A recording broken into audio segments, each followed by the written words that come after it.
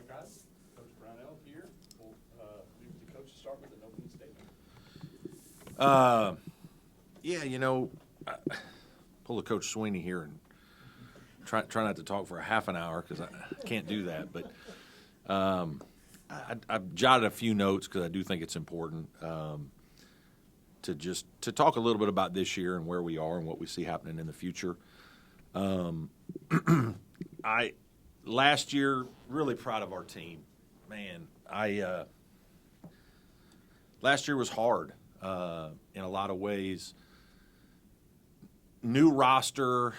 I think the first thing is to just remember that, hey, we were coming off an NCAA tournament. And I think sometimes the COVID NCAA tournament almost doesn't have the feel that some people remember because we didn't have sellout crowds and all those things where everybody got to see all those games. But that team was really, really good. And Amir Sims was a fantastic player.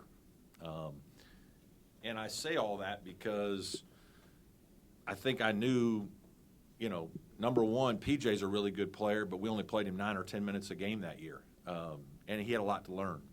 But we knew when we kind of were building our team for this season that, hey, we got some holes to fill with Clyde and John Bear and certainly Amir, who I thought was one of the best two-way players, guy who plays both ends of the court at an exceptionally high level. So I knew there would be some hiccups, bumps in the road at times.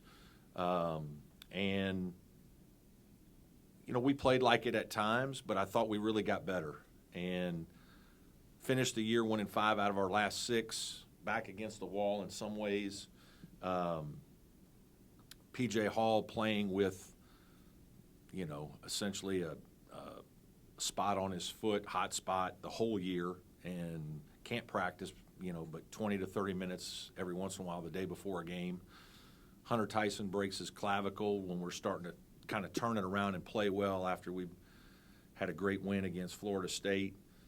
We lose 6 in a row, without him in the lineup, and that was impactful. But our guys didn't give in, man. They didn't give in. I'm really proud of them.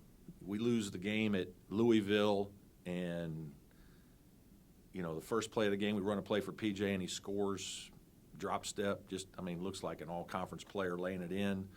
We get a stop. Second play of the game, we come down the court, throw it to him in transition, and he's down, right? And it's this one isn't good. And we ended up losing the game, and Ben Middlebrooks and Ian Shefflin go in the game. Ian was probably playing a little bit already because Hunter's out. And our kids play their tails off. We lose at Louisville 70-61 or something like that. And I remember walking in the locker room and really challenging our team that I know we don't have Hunter, I know we don't have PJ, but we've got a lot of other scholarship players, and we need to start winning some games. And Ben, you and Ian haven't gotten a lot of play, but you're going to get a lot now, and we need to figure this out. And challenging our staff a little bit, and the kids really responded. And for us to beat Wake Forest at home, as talented as they were, to go on the road and beat Boston College and then finish the season the way we did, I'm just really proud of that group. The ending was heartbreaking because I felt like we were really playing good basketball at the end, and we finally were clicking.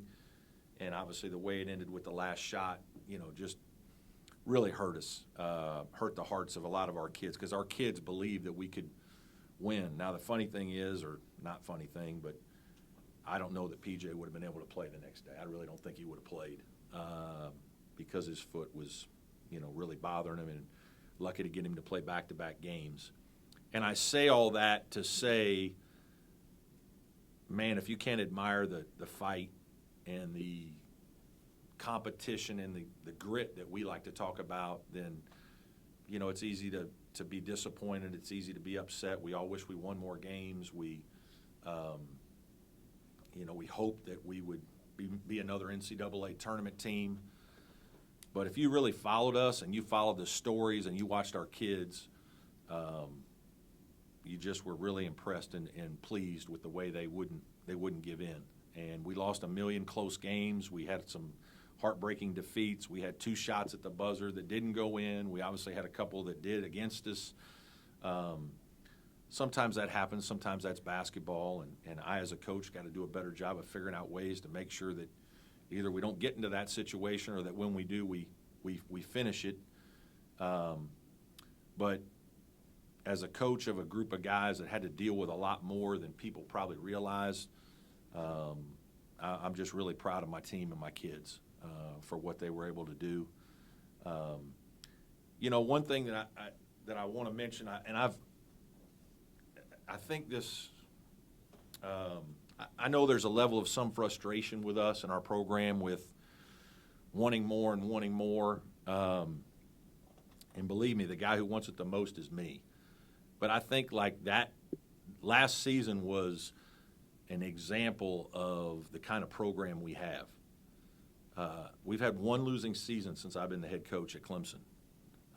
You can go through the league, and almost every other school has had that or more. Most of them have had a lot more. And my point to that is, like, that's what you saw in our kids fighting. We didn't talk about it. It wasn't say, hey, we're trying to have a winning season. But we fought to the end. And, people don't look at a lot of the details of our league. In the last 5 years in the ACC, we're 7th in wins. And there's some names behind us in the league that are bigger name schools. But that speaks to the consistency of the way that the kids in our program compete and fight and try to get the most out of our ability and our talent. And we don't give in. And, hey, we all wish we were doing better, and we need to do better. There's another level that we're aspiring to get to, and I think we're closer than some people think. But there's also a level of consistency and competitive spirit in our program that should be a little bit more admired by some people. There's a lot of teams in our league that have 2 bad seasons in a row, then they make the tournament. Then they have a okay season, a losing season, make the tournament. Maybe they win a couple more games. And I get it, like, everything is measured by the tournament, which that's fine. And that's our expectation, is to make the tournament. Like, that's what we're trying to do, and we're getting to the point where, hey, we need to get in there and even do more. We need to try to get more Sweet 16s and Final Fours and those kinds of things. We can do that here. But I think there's a competitive spirit in our program, a grit in our program, that if you really are watching some of it, you're impressed by that. Now, again, we need to win even more. We want to do better. But I think that's part of the culture of our program, is part of why this team finished the way they did. The guys that have been in this program have left a mark of competitive fight that resonated, the Amir Sims and those guys, with this team that led them to continue to battle. So that's a little background for me on some of this. I'm incredibly excited about next year. Optimistic. I just think we have a chance to have a special season. PJ and Hunter are going to be 2 really good leaders. PJ is obviously a supremely talented guy. And I just saw where Armando Baycoat is maybe coming back. Did I read that right? Is this his 5th year? This will be his 4th? That's good. Hoping that PJ's watching things like that, and so he'll want to spend a little extra time in college. I think he's got a huge future ahead of him. And obviously what he was able to do this year speaks to his talent. Not practicing, I think, like, the thing that what you see is a gift of a guy who has tremendous touch, size, touch, ability to catch the ball. I mean, the guy's not practicing on a regular basis, and he's just able to make shots. That's rare to have that kind of ability. Now, some of his weaknesses are defensively and rebounding. He's got to get better. Now, part of that, it might be because he's playing with one leg most of last year. But having a guy like that in your program it's hard to be a top 5 team in this league if you don't have a guy like that. And obviously the year before we had Amir Sims, who was at a high level and played that way for a couple years. And sometimes we have to in our program, we have to build that guy. That guy's got to develop. Like P.J. Hall was a top 60 recruit, but he's still a long way from being a super impactful freshman. And when you look at college basketball and you start watching the end of the season and you watch the teams that are really good, I mean, Duke's like the only team that is playing freshmen. You look at the Final Four, and Duke was the only team playing freshmen. You look at the top teams in the ACC, and they're the only team playing freshmen. So there is a process there that being old, staying old, getting old, having experienced older players is a necessity. I'm really pleased this year because a guy like Hunter Tyson chose to come back. Obviously he goes out and we lose 6 games in a row. I think that speaks to some of the intangibles that I was talking to everybody about all year in terms of leadership and just things that guys do on the court that take pressure off teammates that don't involve scoring, and holding each other accountable and providing confidence and smarts. And he gives us a lot of that. I think he's going to be helped, and I think we were a little hurt last year. I don't think we had as much natural leadership. And when you bring in guys like David and Nas, who are good players and really helped us, but they haven't been in our program, that part is hard for them to then come in and be voices in your locker room that are really loud. And so that probably hurt us a little bit. I think having PJ and Hunter, you got 2 very good players that are leaders and going to be really good. Obviously, Chase, I think he averaged about 10 points a game as a starter for us this year and made major steps forward. Got a chance to be a really good player for us. Excited about that. Alex Hemingway provides the shooting that can change a game and is really impactful. And then, Ian Shefflin and Ben Middlebrooks and Josh Beadle, who you guys haven't seen but who redshirted. Ian and Ben got good time last year, and they had productive minutes, and they helped us win some games just by themselves. And so I feel really good about the experience they got at the end of the year and what that's done to motivate them. Ian's had a little bit of health issue, hadn't been able to do quite as much yet, but Ben's getting a ton of reps and working his tail off right now, and I'm really proud of the strides he's making. Josh is a guy who's got good talent that, there was just a loaded backcourt last year, and so now his opportunity to work and to get time is something that's got him moving in another level. Jalen Llewellyn, the young man we just got a commitment from, I think is a terrific player. He can score, he can play off the bounce, he can make threes. He's got size for the position, which we felt was important. And as much as anything, he comes from a winning program at Princeton where they're used to winning. And I think that resonated with me, a guy who's used to winning, who expects to win, who makes winning plays, and couldn't be – he just had a great visit with our players and connected really well, and I think our guys are super excited as well as the coaching staff to have him with us. And then I like our freshmen that we're bringing in. We wanted size and versatility, some skill, and I think the 2 Chauncey's, Chauncey Gibson and Chauncey Wiggins, are both size guys. Chauncey Gibson 6'5" and can shoot and pass, and Chauncey Wiggins 6'9" can shoot and pass. Skill players, and then R.J. Godfrey is incredibly versatile guy, that big, strong, physical body, 6'7", 225, can dribble, pass for his size. Another guy that's won a lot of games in high school and used to winning, and all 3 of those guys. And so I love what we have coming back. I love the guys we're adding, and super excited for next year. So, questions for me? Man, that was like Dabo. How can you do that? I couldn't do that. That's a first for me. You still got 10 more minutes. Considering all you went through, the way you guys finished, what did you make of Graham Nass's assessment that last year did not meet expectations? Yeah, it didn't. Yeah, I mean, we're trying to make the NCAA tournament every year, right? I do think this, and I would ask you guys, how many teams do you think that made the tournament, I guess 2 years ago now, like we did in the COVID year and then also went back this year? How many ACC teams you guys think did that? Obviously, the answer is small, right? 2. North Carolina and Virginia Tech. 2 years ago, Duke didn't make it. They weren't in the tournament, right? Virginia wasn't this year.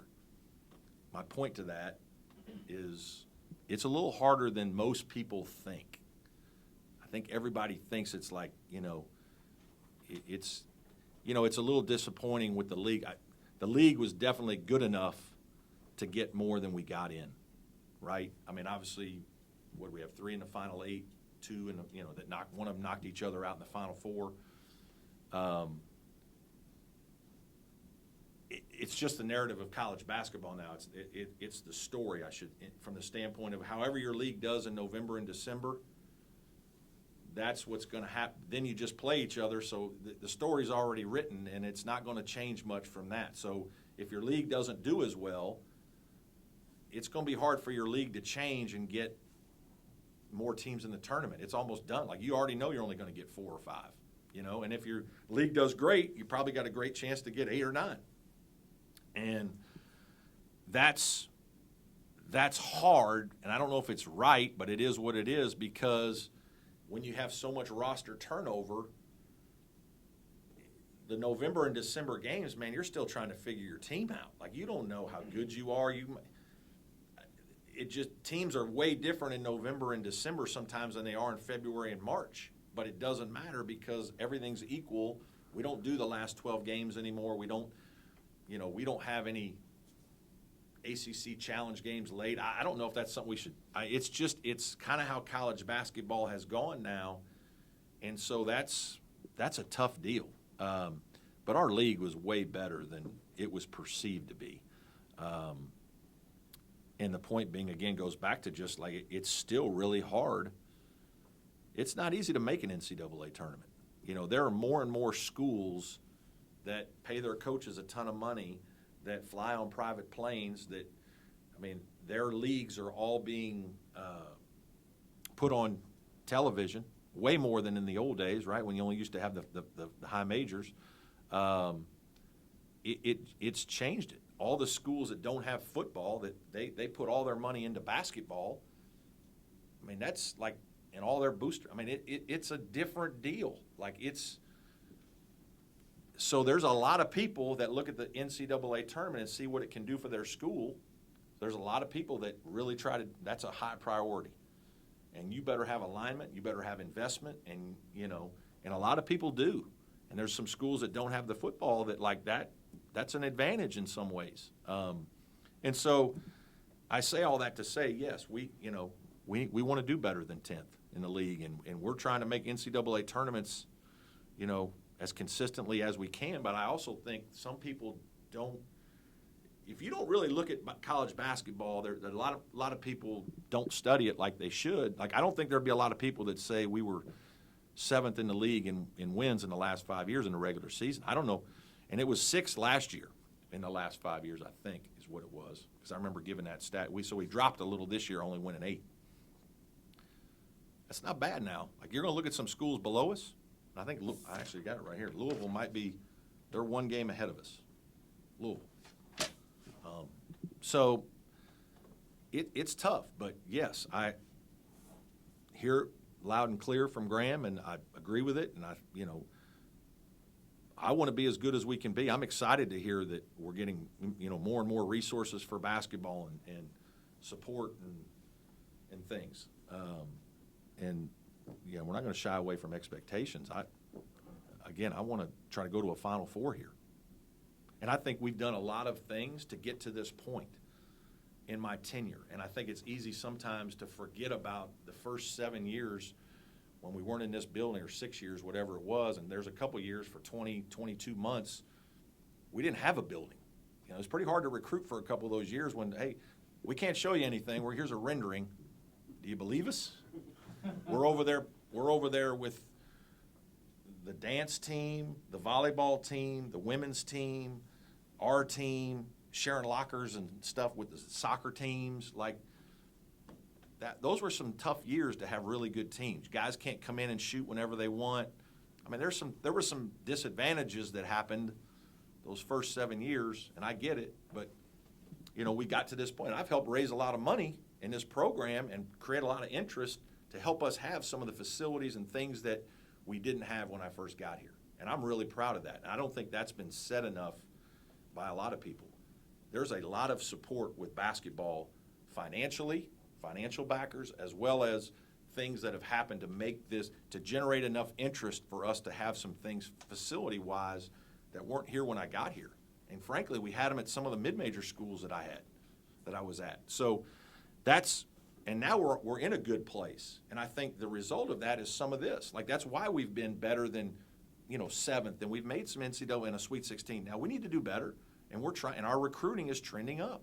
And it has been ever since we've had these things. So, again, the expectations, excited, not going to run away from that. And believe me, we're working every day with bigger goals in mind. Would you still need something from him or from the university to help? No, not drastically. Obviously, the job just continues to change, right? I mean, it's wow. There's just a lot going on. I mean, April is like a disaster for head coaches, right? Like, you don't know who's on your team, you don't know who's on your staff anymore. And I don't say that negative. Like, I joke with everybody, like, hey, when we put our hand in here and say team, like, who really means it? Like, you know what I mean? Like, that's every school in the country. And because you get to a point where everybody's got to reassess and, like, what's the best situation for me? Is this it? Is there something else? But managing all of that, you know, the anxiety, the ups and downs, every time you walk in your office, what's going to be next? You know what I mean? And that part has made it hard. And it's not easy to kind of put it all to plan on it. You know, you want to try to plan to put things in place. You can see from the way I'm still recruiting, we signed 3 freshmen this year. We have 3 freshmen in this year's freshman class. We're bringing in 3 freshmen. Like, I still want to try to have as much culture as we can.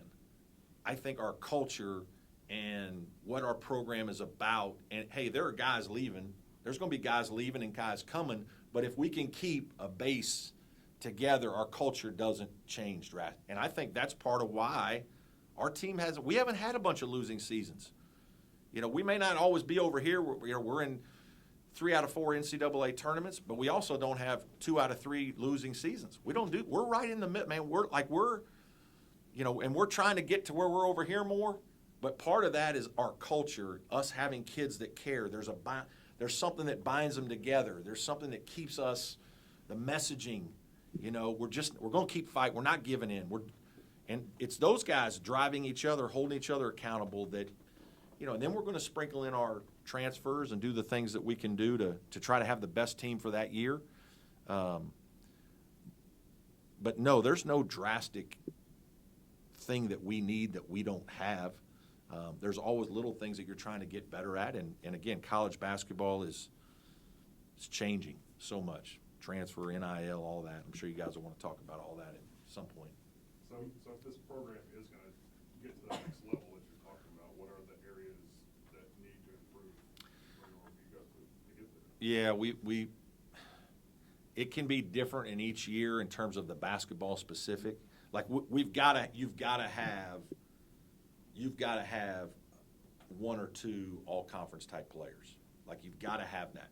Like, so some of that can be recruiting, player development. Like, we've got to have guys that are difference makers that, you know, because as much as everybody wants, hey, the coach makes this great play at an end of it, a lot of times it's a player making a play, right? That wins a game. I mean, a guy, you know, I had deja vu when Caleb Love made the shot against Duke, right? The 3 that they come off the ball screen and the guy's up, but he's not quite up. That happened to us, right? We're up 1 right here, you know, against North Carolina. come down, ball screen, Chase gets hit, PJ's not quite up, Caleb Love, 3, they're up 2. We come back down, score, we throw it into PJ, he scores, tie game. They come down and, beat us at the buzzer on a late play with Manick diving on a back. Obviously, I'm reliving all this. You guys, it's not that it's still with me or anything, but my point is that wasn't. I love Hubert. He's a great coach, had a fantastic year. I'm really happy for him because he's a good guy. That was a player jumping up and making a play against Clemson and against Duke. It was a phenomenal shot by a phenomenal player. So we've got to consistently produce guys that are good enough to make those plays. And we've got to coach, like our team this year wasn't quite as good defensively as we needed to be, and some of that's on me, and I've got to do a better job. When you were, Just kind of take us through the process of evaluating and deciding who you guys wanted to. Well, we recruited Jalen a little bit out of high school, and so we knew, or we thought he would be a good college player. And we got involved some. I remember when I called him here just whenever to start recruiting him again, I said, hey, man, I still have your number in my phone, like from the last time. And I remember, Coach, I remember, all that. And, so when you have kids that you like or connect with a little bit, or sometimes it gets to the end and then they go somewhere else or whatever happens, and we didn't really go all the way to the end with him. We were out after a while. But you still kind of peek at them, especially if they, if they play well enough that you can see them. And he was a guy that was easy. I mean, he was a good player. And so it was easy to see that guy, was impactful. And, so we got involved and just tried to do a good job with it. And we did. And Coach Dean did a good job. And he and Jalen's father had a little bit of a prior relationship because they were together at Rhode Island for just a little while. And then, ironically, Jalen's father was at Wake Forest before that, and Jerry Wainwright, who I worked for at UNC Wilmington, was at Wake Forest when when Cordell was there. And so, a couple things that tie or two that you have a little bit, and then I tell you, they did their homework, man. They made a million calls and checked us out, and they called Amir and they called former players and reached out and had assistance, and we talked to all the Princeton guys, obviously, and just we're fortunate it worked out. He's a terrific player, but he's also a really bright young man. I'm excited. You mentioned Coach Dean. Can you speak Yeah. about that and Mhm. how that happened and get you off volleyball? No, not at all. I kind of was, knew it was probably going to happen. Antonio's did a great job for us. He was, outstanding assistant that has been here, 5 years now, and helped us recruit a lot of players, but helped develop players and good spirit. And, Mike called me yesterday, right? I think it was yesterday. Was it yesterday? Just happened right away. And, you hear through the coaching grapevine things, and hey, they need an Atlanta. You can kind of read the tea leaves. They're going to have to get an Atlanta guy, and there's only a couple of guys that are of Coach Dean's stature that are, from Atlanta that really are connected to a lot of different folks, and so yeah, it was easy that he got called. Obviously, we tried to keep him as best we could, but I think he's from Atlanta.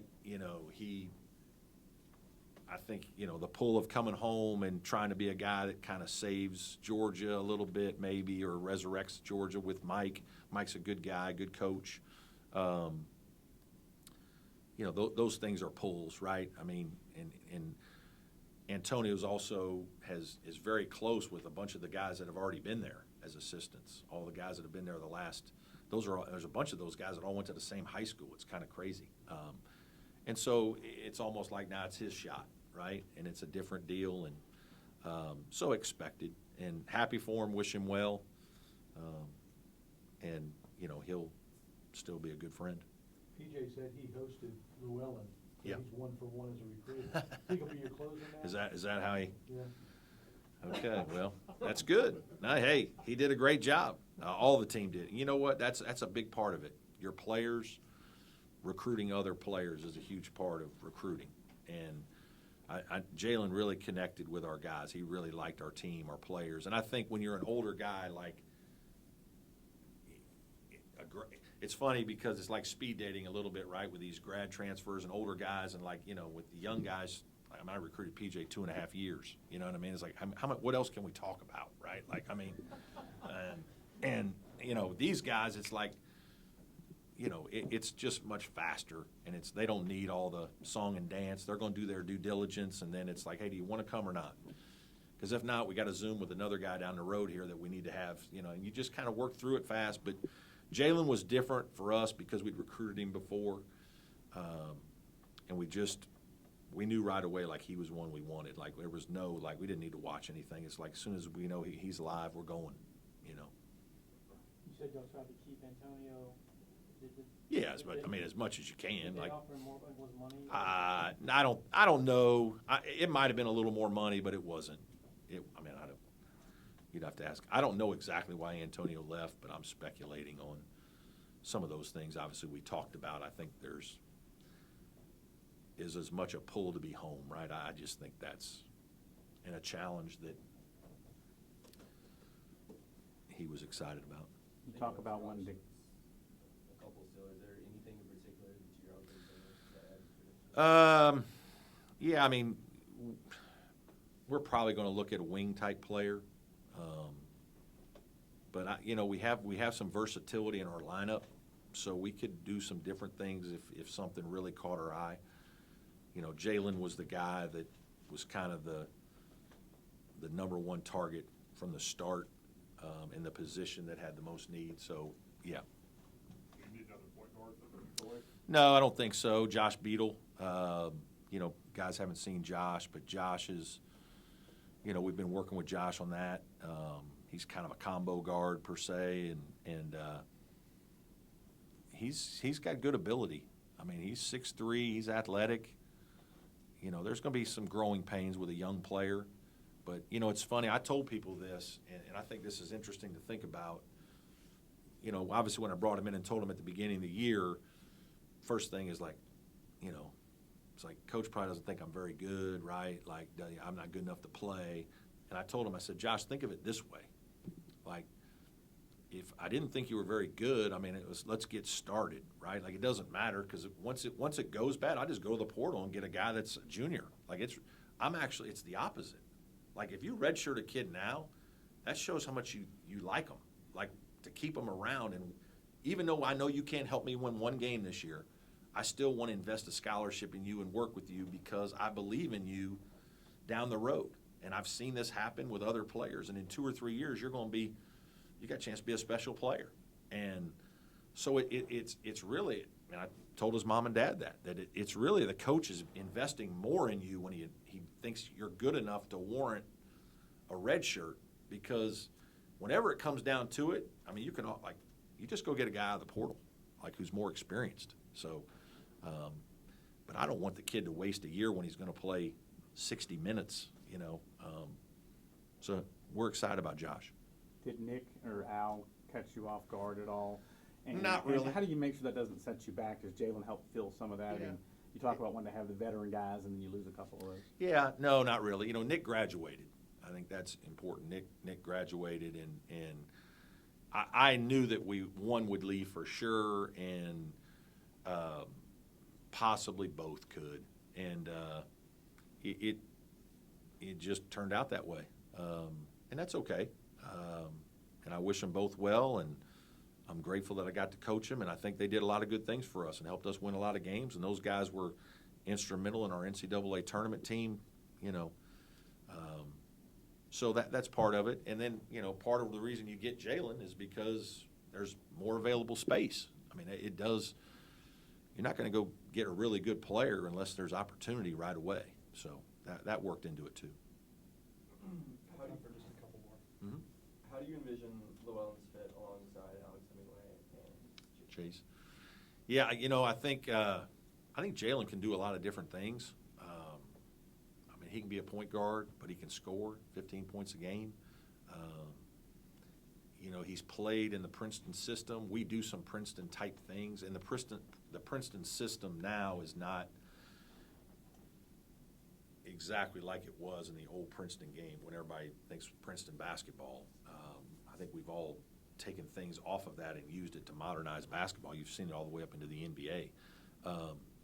But he plays with the ball, without the ball. I think Chase is a guy that can play with the ball, without the ball. Alex a little more without the ball.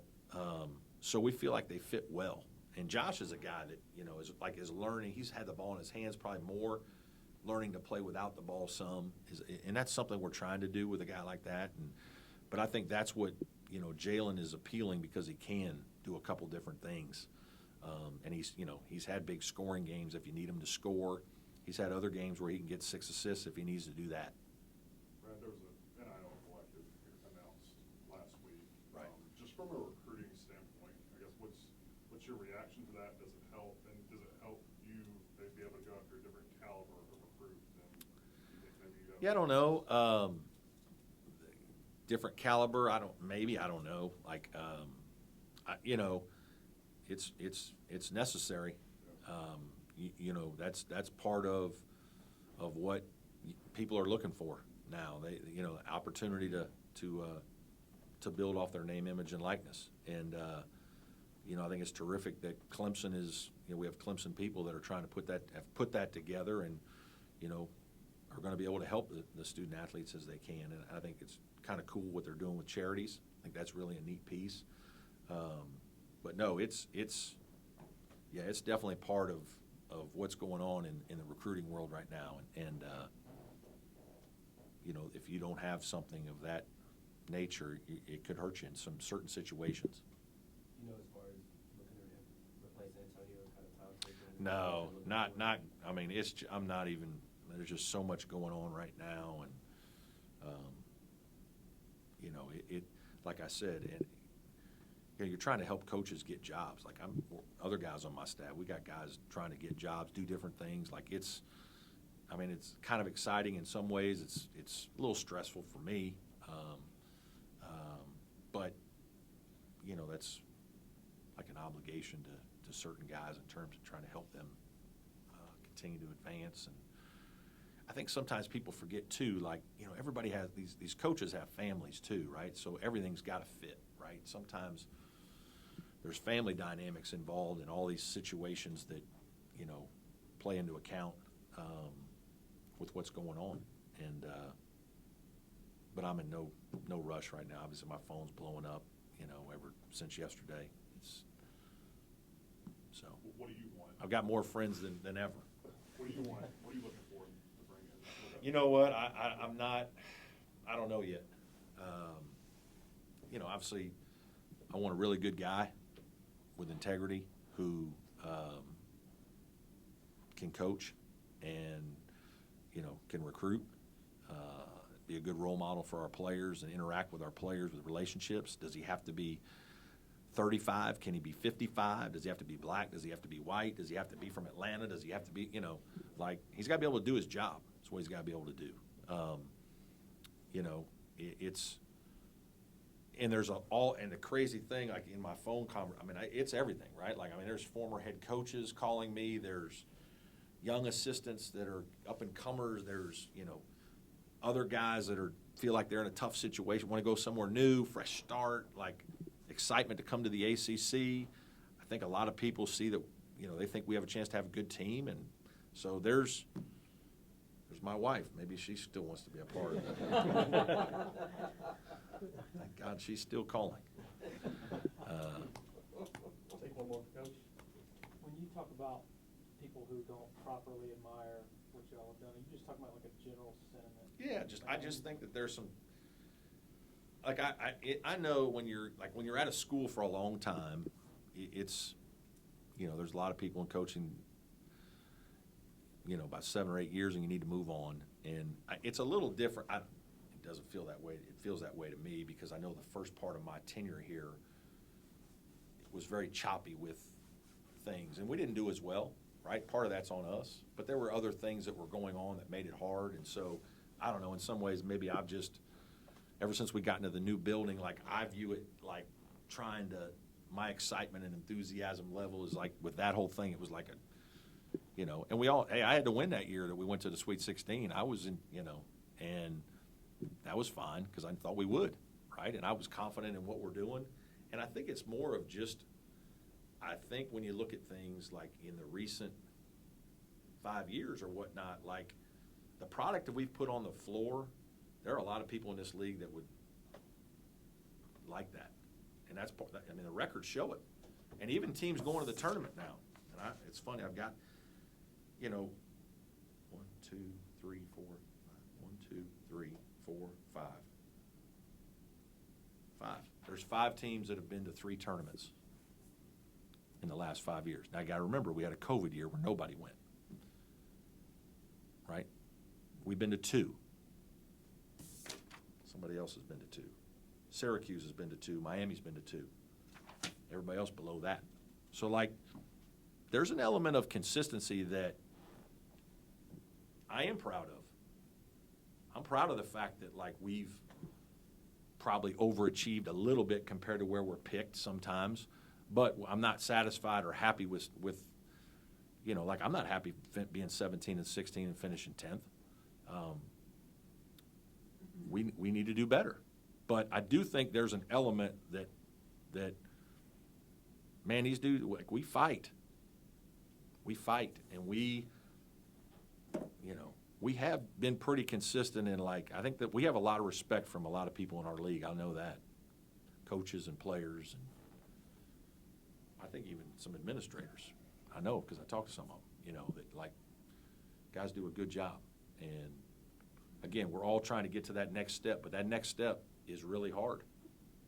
That next step of, you know, going to tournaments every other year and advancing, I mean, is tough. Everybody better be supporting of it.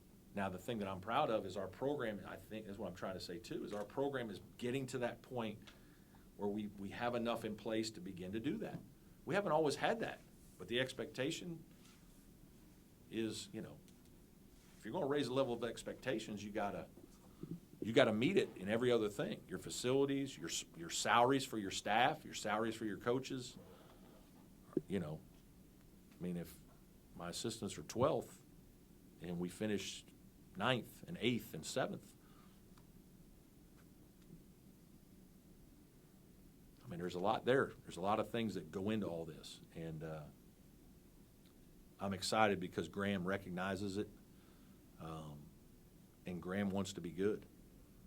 And Graham and I have been in the weeds together for a long time. And you know, he and I have fought a lot of great battles together. And we don't always agree on everything. But he and I have a good relationship. And you know, we can speak candidly with one another. And I know he's trying. Like, I know he wants to continue to help us and take our program to the next level, which is exciting as a coach. That's what you want. Anything else? You gonna drink that Coke? That's sitting No. there. No, thank you. Thank you, Coach. Thank you. Thank you. Okay. Thank you. Thank you.